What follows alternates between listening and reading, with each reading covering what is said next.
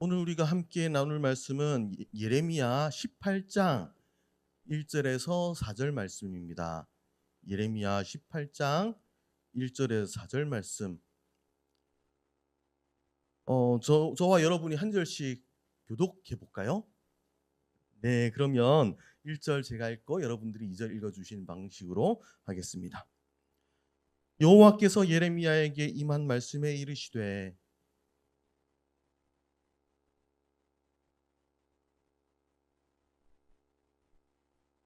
내가 토기장의 집으로 내려가서 본즉 그가 농로로 일을 하는데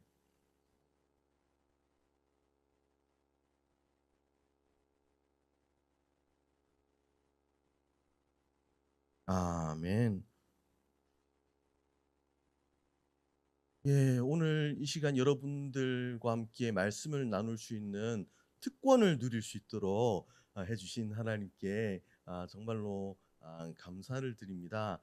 저는 아까 소개해 주신 것처럼 우리 용인연합교회 한 2년 전부터 이제 있으면서 협동목사 등으로 있으면서 가끔씩 어른들 대상으로 말씀을 전할 기회는 있었어요. 그렇지만 여러분들에게는 처음이지만 그래도 굉장히 친숙합니다. 왜냐하면 제가 주중에 하는 일이 대학에서 학생들 가르치는 일이거든요. 그래서 강남대 기독교학과 그리고 또 이제 그 장신대 신학과 신대원 그리고 전주 쪽에 있는 한일장신대 쪽에서 구약 성경 말씀들을 가르치는 것을 제 업으로 삼고 있기 때문에 사실 저는 3시간 동안 구약 얘기하라고 해도 또 그것을 15주로 해서 한 주에 제가 한 15시간 구약 성경 얘기를 하면서 살거든요. 사실은 하려고 하면 나눌 수 있는 말들이 너무나 많지만 30분 추린다고 얼마나 힘들던지요. 일단 여러 이제 우리 미래를 이끌어 나갈 여러분들을 보면서 얼마나 기대가 되고 그런지 모르겠습니다. 여러분들 위해서 계속해서 기도하고 축복하도록 하겠습니다. 일단 구약 성경을 가르치는 사람이다 보니까 가끔씩 구약 상식 같은 것들을 종종 이야기를 합니다. 예를 들어서 이런 거요. 구약 성경에서 제일 긴 책이 무엇일까요? 시편. 또 예언서 중에 제일 긴 책 무엇일까요? 예를 들어서 이사야 66장까지 있죠. 예레미야는 52장까지 있습니다. 그러면 대략 어떤 책이 가장 길지 뭔가 느낌이 올 것 같은데요. 보통 흔히 그렇게 생각합니다. 방금 말씀해 주신 것처럼 시편 자그마치 150편이나 있으니까. 짧은 것도 있지만 119편처럼 176절이나 있는 그런 책들도 있기 때문에 시편 생각을 할 것 같습니다. 또 예언서 중에 제일 긴 책 하면 보통 이사야 얘기할 것 같습니다. 66장까지. 놀라지 마세요. 구약 성경에서 제일 긴 책은 바로 오늘 저희가 함께 읽은 예레미야입니다. 많은 분들이 얘기합니다. 예레미야 52장까지밖에 없는데 왜 그게 가장 긴 책이 될 수 있어요? 왜냐하면 한 장 한 장 따져 보면 글자 수도 많고요, 절 수도 많습니다. 네, 예레미야가 가장 긴 책입니다. 지금은 종이가 굉장히 저렴하지요. 옛날에 파피루스, 양피지 이런 재료들은 굉장히 비쌌습니다. 성경 한 권을 오늘날 양피지로 만들려고 하면 몇 억 됩니다. 그래서 성경 한 권이 엄청나게 귀하고 비싼 것이었겠지요. 교회에 딱 한 권 있었어요. 그러면 주일날 와서 말씀 봉독하시는 분들이 읽어주시는 그 말씀, 그거 가지고 한 주를 살아가는 거예요. 우리는 성경 봉독할 때 다 성경책 갖고 있으니까 그냥 따분하게 느끼고 별로 재미가 없이 느끼고 이거 필요한가? 그냥 바로 말씀 전하시면 되는 거 아닌가? 이런 생각들을 할지도 모르겠는데요. 교회의 전통에 있어서 주일날 말씀 한 번 듣는 그 시간이 유일하게 성경 말씀을 접할 수 있는 시간이기 때문에 우리 옛 성도님들에게는 너무나 귀한 시간이었고 한 절이라도 더 외워서 가려고 하는 그런 귀를 쫑긋 세우고 하나님의 말씀을 경청하는 그런 시간이었다는 것들을 여러분이 아시면 좋겠고요. 인쇄 매체의 각종 기록 매체의 가격이 비싼 시기에 엄청나게 긴 책인데도 불구하고 예레미야서를 사람들이 많이 베껴 쓰고요. 오늘날에도 예레미야서 베껴 쓴 사본들이 많이 발견된다는 것은 그런 겁니다. 굉장히 소중한 책이었다는 거. 당장에 굉장히 은혜된 말씀들 많이 있습니다. 예를 들어서 내가 너희와 새 언약을 맺으리라. 31장 31절. 바로 예레미야에 나옵니다. 그리고 우리가 각종 기도회 때마다 의지하면서 기도하는 말씀이 있는데요. 예를 들어서 33장 3절에 너는 내게 부르짖으라. 내가 내게 응답하겠고 내가 알지 못하는 크고 은밀한 일을 내게 보이리라. 어떤 책이 나오는가? 바로 예레미야서에 나옵니다. 이런 말씀들만 보면 예레미야가 아주 긍정적인 시기를 살아갔을 것 같지요. 근데 그렇지 않았습니다. 예레미야가 살아가던 그 시기는 이스라엘 역사 가운데 가장 힘든 시기였습니다. 고통 가운데 있는 시기였어요. 요시야 왕이 기대를 받았던 요시야 왕이 죽임을 당했고요. 또 예레미야의 생 중에 예루살렘이 점령당하고 예루살렘 성전이 파괴되고 수많은 예레미야의 친구, 이웃, 동료들이 죽임을 당하고 끌려가고, 근데 그런 상황 가운데에 이런 긍정적인 성경 말씀들이, 회복에 대한 말씀들이 주어질 수 있다는 거 참 놀랍지 않습니까? 찬양 가운데에 그런 말씀이 있잖아요. 저희 때 많이 부르던 찬양인데요. 요즘은 별로 안 부를 거예요. 하나님께로 더 가까이 갑니다.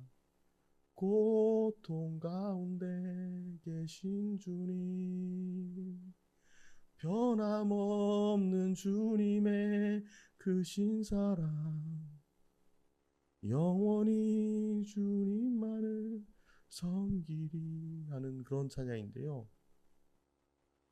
성경을 보면 때때로 그렇더라고요.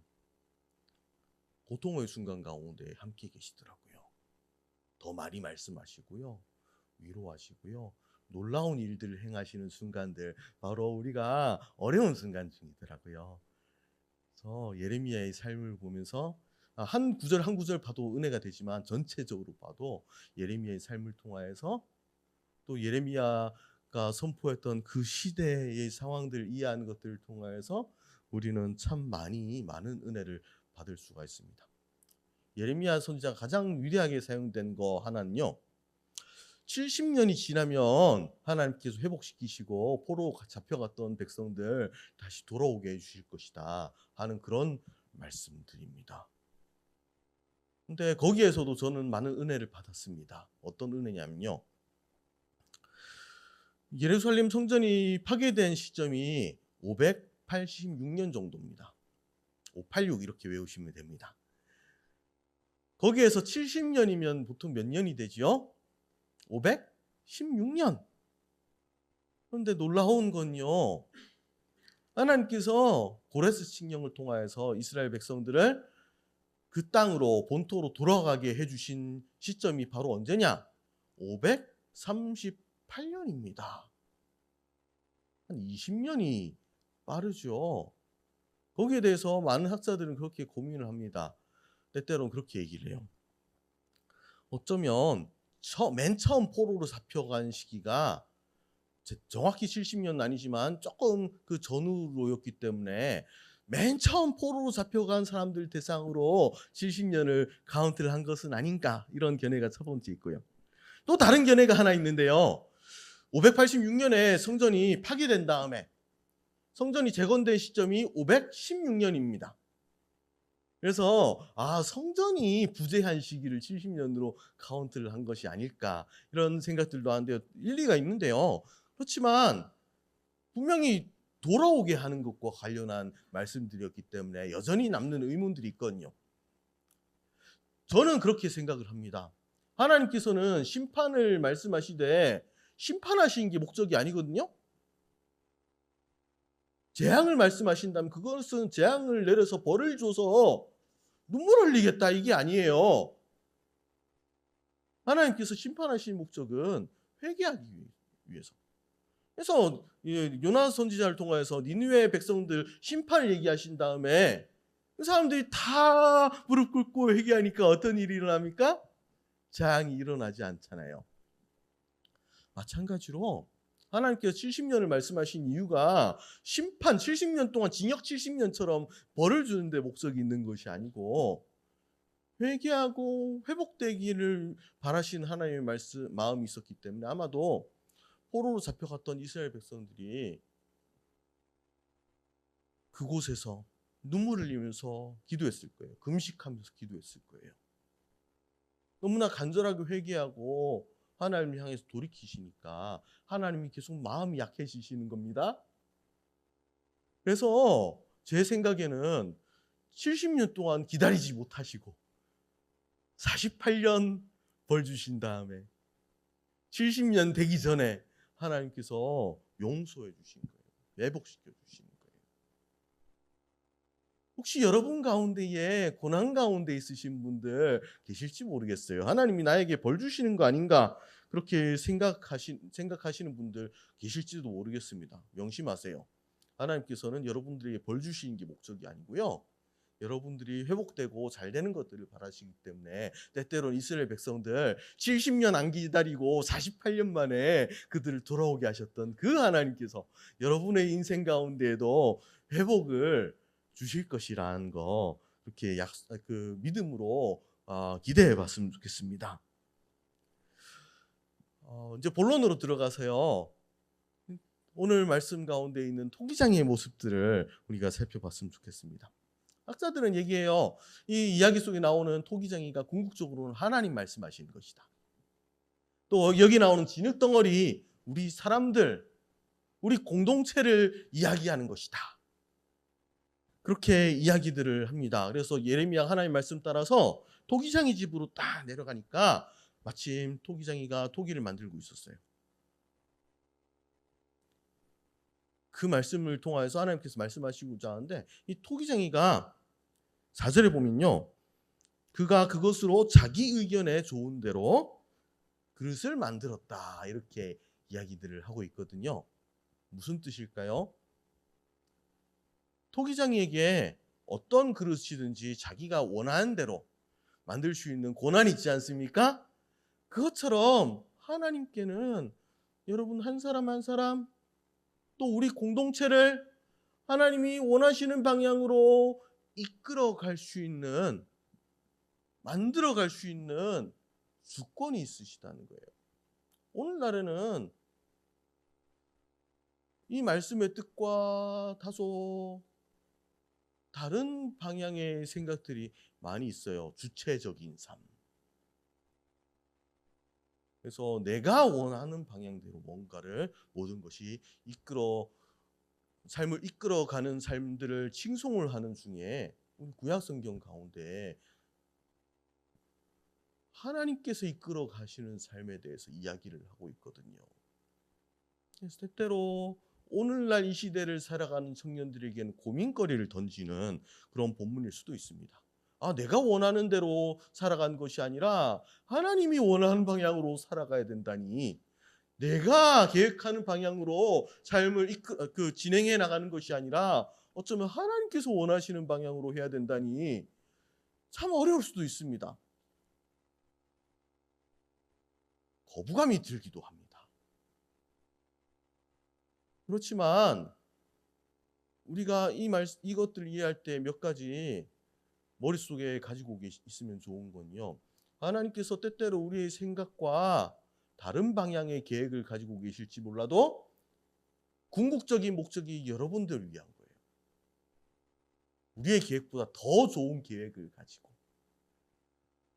여러분이 여러분을 사랑하는 것보다 여러분을 더 사랑하신 하나님께서 가진 계획 가지고 여러분들의 삶을 이끌어 가신다는 것들을 여러분들이 믿으셔야 되는 거예요. 제 삶을 돌이켜보면 그런 것들이 느껴집니다. 때때로 제가 다른 계획을 가지고 있을 때가 있었어요. 근데 하나님의 인도하심을 받아서 간 종착지는 다른 길이었어요. 그리고 또 좀 더 시간이 지나서 그 결과물들을 살펴보는데요. 내가 머릿속으로 계획했던 것보다 하나님께 이끌림을 받아서 간 길이 때때로 더 좋은 거예요. 내가 생각하지 못했던 길인데 더 좋은 거예요. 아, 하나님 좋으신 분이시구나. 하나님은 더 좋은 계획들을 가지고 우리를 향한 더 큰 사랑을 가지고 우리를 이끌어 가시는 분이시구나. 아직 그렇게 많이 산 것은 아니지만 대략 한 40년 정도 살면서 거듭거듭 확인하게 되는 것은 그런 것입니다. 그래서 하나님 어떤 분이시냐? 우리를 사랑하신 하나님? 하나님 어떤 분이시냐? 우리를 위해서 더 좋은 계획을 가지고 계시는 하나님. 그래서 때때로 우리의 계획대로, 우리의 기대대로 우리의 삶이 이끌림되지 않을지라도 걱정하지 않아도 됩니다. 왜냐하면 하나님이 가진 계획이 더 좋으니까요. 그래서 그것이 하나님의 인도하심에 순종하면 된다, 믿으면 된다 하는 것이 오늘 말씀의 첫 번째 뜻이 되겠는데요. 두 번째는 무엇이냐? 오늘 사건들을 잘 살펴보면요. 토기를 만드는 과정이 순조롭지가 않았습니다. 4절에 보면 진흙으로 그릇을 만드는데 토기장의 손에서 그릇이 터졌대요. 정확히 어떤 뜻인지 모르겠지만 뭔가 실패를 했습니다. 학자들 사이에서 논쟁이 붙었습니다. 이 한번 실패한 진흙이 재활용 가능하냐, 재활용되지 않느냐, 두 개로 나뉘어서요. 한편은 재활용 가능파, 다른 한편은 재활용 불가파, 이렇게 두 패로 갈려 있습니다. 독일의 틸이라는 독일 학자는요, 결함 없는 진흙에 결함이 있었기 때문에 실패한 것이고, 이 결함이 있는 진흙은 재활용될 수 없다, 말아먹었다, 희망이 없다, 이렇게 이야기들을 했습니다. 유대인들을 염두에 두고 했는지도 모르겠습니다. 홀로코스트 전에 독일 학자이기 때문에. 유대인들 하나님께서 기회를 주셨는데, 한 번 주셨는데 그것에 실패하고 이 모양 이 꼴로 있는 것들 보면 얘네들한테는 희망이 없다, 이렇게 독일 학자들이 종종 생각을 했거든요. 한 번 실패했던 백성들에게는 다시는 기회가 주어지지 않는다, 이런 주장들을 하려고 했던 거예요. 우리 마음 가운데 그런 생각들을 들 때가 있죠. 어떤 큰 실패를 했을 때에 하나님 나를 다시 사용할 수 없을 거야. 독일 학자 틸과 같이 그런 생각들을 하시는 분들 계시지요. 난 희망이 없어. 교회 공동체가 나를 다시는 안 받아줄 거야. 하나님도 나에게 다시 기회를 안 주실 거야. 이렇게 생각하시는 분들 계실 수 있습니다. 그런데요, 우리에게는 감사하게도 재활용파가 있습니다. 예, 그분들 어떤 주장들을 하냐면요, 장로교회 창시자이자 위대한 종교개혁자인 칼빈 선생님도 그러고요, 칼빈의 견해를 수용한 루돌프라는 분도 그렇게 주장을 하는데요. 한번 실패했던 진흙도 완전한 토기를 만들기 위해서 다시 사용될 수 있다고 보는 거예요.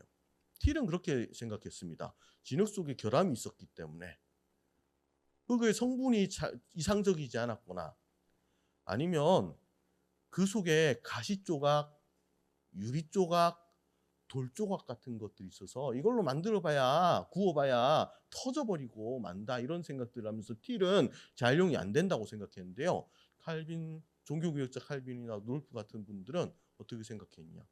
심지어 그 속에 불순물이 있을지라도 불순물을 빼면 된다, 얘기를 한 거죠. 자, 이 말씀을 가지고 고난주간에 말씀을 전할 일이 있었는데요. 고난주간의 맥락에서 묵상해 보니까 그렇더라고요. 예수님께서 우리 결함이 있는 진흙, 우리 속에 유리 조각도 있고요, 쓴뿌리도 있고요, 자갈도 있고요. 이거 꺼내시기 원하셔서 꺼내시다가 가시에 찔리시고 유리 조각에 베이시고 이렇게 피를 흘리신 것은 아닐까, 이런 생각들도 묵상들도 해 보았더랬습니다.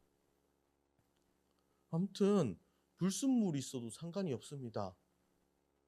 사랑이 많으신 하나님, 사랑이 많으신 하나님께서는 우리 속에 있는 단점들, 불순물들, 죄의 문제들 하나하나 제거해 주시고 다시 반죽하세요. 다시 멋진 그릇으로 하나님께서 만들어 가기를 원하세요. 그래서 저는 청년들이 보통 시행착오들을 많이 겪습니다. 대학 생활 중에 예를 들어서 뭐 A 플러스만 전체 쫙 받으시는 분들 계신가요? 혹시 A만 받으신 분 계신가요? 그런 괴물 같은 분도 가끔 계십니다. 근데 B도 보통 많이 키우고요. B까지는 괜찮은데 또 C 뿌리는 교수님들 계시잖아요. 예, C 뿌리는 교수님들 때문인지 C도 받고요. 다양한 경험들을 하지 않습니까? 저도 대학교 때, 대학 첫 새학기는 좀 많이 놀았어요. 공부를 안 했어요. 방황했어요. 그래서 이런 부끄러운 얘기들을 이런 데에서 해도 되는가 모르겠는데, 첫 학기에 4.3 만점에 1.78, 1.72 하면 학사기용고였거든요. 학사기용고 0.08점 차이로 면했고요. 두 번째 학기에 2.3, 세 번째 학기 2.6 이랬는데요. 교수님, 학과 교수님 한 분이 관심을 가져주셔가지고 밥도 사주면서 저와 제 친구들 밥도 사주면서 격려해주시고 위로해주시고 막 여러 가지 좋은 조언들 주시더라고요. 그러고 나서 제가 정신 차려가지고 계속 이제 A로 쫙 깔아가지고 지금 이제 박사과정까지 갈 수 있을 정도의 성적을 겨우 만들었었거든요. 한번 실패해도 기회가 있는 증거 중에 하나는 여기에 있습니다. 씨 뿌린 것을 넘어서서 1.78 이랬던 학생도 어떻게 여러 손길을 통해서 다듬어져 가고 만들어져 가니까 이렇게 되더라고요. 그래서 여러분, 이 말씀들 적용해 보면요, 우리 때때로 실패할 경우가 있습니다. 넘어질 때가 있습니다. 우리의 삶을 완전 무결하기 어렵습니다. 청년은 시행착오를 겪는 시간입니다. 그런 시행착오 끝에 우리 때때로 그런 생각들을 하죠. 하나님께서 나를 왜 세상에 보내셨지? 하나님께서 실수하신 것은 아닐까? 이런 생각들을 해보신 분들 계실지 모르겠습니다. 그렇지만 한번 실패했던 진흙, 터졌던 진흙, 그릇 가지고 재활용하셔서 아름다운 그릇 만들어 가신 바로 토기장이 바로 하나님 이야기입니다. 하나님께서는 다시 일으키시고요, 힘주시고 격려하시고 새로운 사람 만들어 가실 수 있는 분이심을 여러분 이 시간 믿으시기 바랍니다. 근데 세 번째 다른 측면도 봐야 되겠습니다. 18장에는 분명히 재활용될 수 있는 토기 이야기들을 하고 있는데요. 19장을 보면 또 다른 토기가 나옵니다. 19장의 진흙은 18장의 진흙은 토기장에 의해서 다시 새로운 진흙으로 만들어질 수 있는 데 비해서 19장에 깨진 옹이가 나와요. 19장 11절을 보면요, 사람이 토기장이의 그릇을 한 번 깨뜨리면 다시 완전하게 할 수 없나니 이와 같이 내가 이 백성과 이 성읍을 무너뜨리리니 도벳에 매장할 자리가 없을 만큼 매장하리라, 이런 말씀들 하면서 사람들 앞에서 토기를 하나 가지고 있다가 이제 깨뜨리는 장면들이 나오거든요. 18장에 재활용 가능한 토기 또는 진흙이랑 19장의 이 옹기랑 무슨 차이가 있는 걸까요? 그런 차이가 있습니다. 19장에 옮기는 완성품을 한번 구워져서 더 이상 변할 수 있는 여지가 없는 거예요. 딱딱해진 거예요. 18장의 진흙은 어떤 진흙이냐? 아직 물렁합니다. 아직 가능성이 남아 있어요. 도기장이가 변화시키려고 하면 변화가 될 수 있는 거예요. 중요한 키워드 얻었죠. 우리가 물렁물렁하냐? 딱딱하느냐? 하나님께서 말씀하시면 그 말씀 아멘하고 받아들이고 그대로 순종하여서 변화할 수 있느냐? 아니면 우리 마음이 딱딱해져서 더 이상 변화할 가능성이 없느냐? 그런 차이가 아닐까요? 오늘 난 예배 때 세례식 했잖아요. 세례식을 보면서 문득 그런 마음이 들었습니다. 이 물기가 그 물기가 아닌가 생각을 했어요. 무슨 얘기냐면 세례는 하나님께서 우리를 변화시키는 터닝 포인트입니다. 예수님 만나고 내가 예수님만 따르겠다고 결단하면서 작정하는 순간들, 그때 우리에게 세례를 통하여서 물기를 공급해 주시죠. 우리를 말랑말랑한 진흙들로 만들어 주시는 거예요. 그래서 세례 받으신 분들 오늘 계신가요? 축하드립니다. 가장 말랑말랑한 하나님께서 뭐로든지 만들어 가실 수 있는 그런 상태가 되셨습니다. 그런데 우리 중에 아직 20대 청년들 중에는 그런 경우 잘 없는데요. 한 40대 되잖아요. 이 물기가 말라가지고요. 딱딱해져가지고요. 변화할 수 없는 사람들이 때때로 됩니다. 그런 얘기 하잖아요. 40대 이후에는 사람이 바뀌지 않는다 하는 그런 이야기가 있잖아요.